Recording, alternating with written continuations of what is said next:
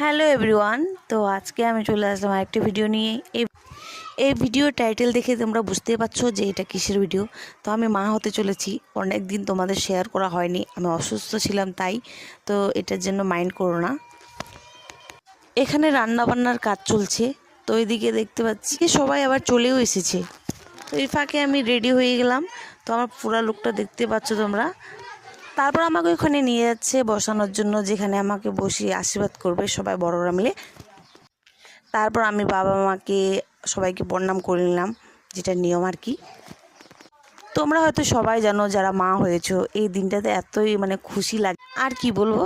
তো এখানে সবাইকে দেওয়ার প্রণাম করার পর তারপর আমার বৌদি ওরা সবাই ডালা নিয়ে চলে আসে আমার পাশে, আমার কাছে ওখানে বসানোর জন্য। তো আমি এখানে বসে পড়েছি দেখতে।